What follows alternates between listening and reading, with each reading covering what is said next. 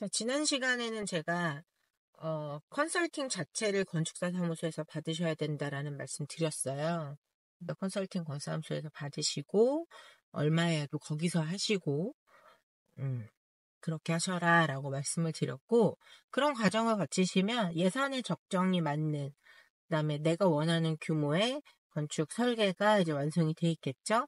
그러면 설계 인허가 받으신 다음에 그 도면을 들고, 건축 도면, 구조 도면, 설비 도면 등의 도면을 들고 건설회사를 찾아가셔서 견적을 받으시면 됩니다. 오늘은 그래서 견적 받는 방법을 좀 말씀드릴 건데요. 건설회사는 적어도 3군데 이상의 견적을 받으셔야 돼요. 적어도 3군데 이상. 그래서 뭐 인터넷을 찾으셔도 좋고, 박람회를 가셔도 좋고, 아니면 집 근처, 회사 근처, 아니면 공사할 곳의 근처에 있는 건설회사를 찾으셔도 좋고, 정 견적 받으실 때 없으시면 건축사 사무소에 좀 부탁을 하시면 아마 평소에 알고 지내던 건설회사나 아니면 준공 상태가 양호했던 곳들을 좀 추천을 해주시겠죠. 그렇게 해서 한 3군데 이상을 견적을 받으세요. 그 다음에 견적을 선택을 하실 때 상중하를 기준으로 말씀을 드리면 하는 걸르시는 겁니다. 하는. 싼 거는 비지떡이에요. 싸고 좋은 건 세상에 없습니다. 똑같은 도면을 줬는데 저렴한 견적이 나왔다는 건 둘 중에 하나예요. 견적을 잘못 냈거나 아니면 추가 공사비를 요구할 셈을 갖고 있거나 둘 다 적절하지 않은 상황이기 때문에 최하는 좀 걸러주시고요. 그러면 최상은 비싸니까 걸러야 되나요? 비싸니까 걸러야 되는 건 아니지만 최상일 경우에도 과도한 이익을 남겼을 수 있죠. 그래서 어, 다행히도 견적을 아주 유사한 업체들끼리 받았다. 그래서 금액 차이가 크게 안 난다라고 하면은 이제 꼼꼼히 보셔서 걸리실 수 있겠지만, 금액 차이가 좀 나면 최고점과 최하점에 있는 애들은 걸러내시고 중간에 있는 애들 갖고 보시는 거예요. 중간에 있는 애들 보실 때 또 뭘 보셔야 되냐면, 내가 시공하려고 하는 내 건물과 유사한 건물을 많이 지어봤는지, 그게 또 중요해요. 뭐냐면 건축사 사무소나 건설회사나 못하는 건물은 없습니다. 뭐 전문이라서 나는 이거는 잘해? 잘해는 있어요. 잘해는 있는데 못하는 건물은 없어요. 하지만 잘하는 건물은 더 잘할 수 있겠죠. 잘한다는 건 뭐냐면 어떻게 시공을 했더니 하자가 좀 안 나더라. 어떤 마감재를 붙이니까 훨씬 좋더라.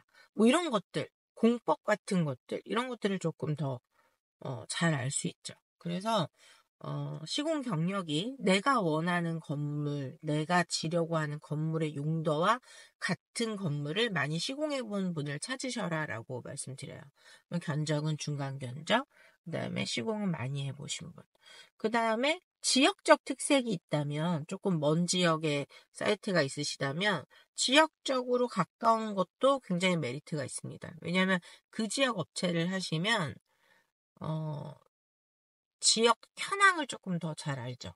그래서 조금 더 일이 수월할 수 있습니다만, 아까 말씀드린 것처럼 건축사 사무소 건설회사는 전국 다 합니다. 그 얘기는 뭐냐면 어차피 건설회사에서 원청에서도 하는 것도 있고 공정에 따라서 하도급을 해야 되는 경우도 있기 때문에 어차피 지역 업체를 좀 쓰게 될 거거든요. 그래서 뭐 큰 문제는 없습니다만 지역계에 있는 업체를 선정을 하시면 이점도 분명히 있다는 거. 그리고 이제 가장 많이 말씀하시는 건데, 그 건설회사 사장님이랑 좀 직접 얘기를 좀 하시고요. 사장님이랑 건축주랑 마인드가 조금 맞아야 돼요. 자주 미팅할 수 있어야 되고, 내가 건물을 짓는데 여러분 건물 평생에 한두 번 지으시겠어요? 업자가 아닌 이상? 그러면 그 소중한 일을 하는 과정에서 함께하는 파트너가, 왜냐면 건설회사가 계약을 하는 순간 파트너가 되는 거잖아요. 건설사무소도 마찬가지고, 그 파트너가 나하고 대화가 좀 잘 통해야 되거든요. 그래서 좀 대화가 잘 통하고 성향이 조금 비슷하고 좀 꼼꼼하고 이러셔야, 그래야 건물이 좀 잘 될 가능성이 많거든요. 그래서 지역적으로 가까운 것도 좋고, 아니면 나의 집과 나의 그 업무 영역 뭐 그런 곳에서 가까운 곳에 있는 것도 좋고 어쨌거나 소통이 조금 잘 되는 분을 선택하셔라라고 말씀을 드리고 싶어요. 그다음에 견적 받으실 때 동일한 조건으로 받으셔야 돼요.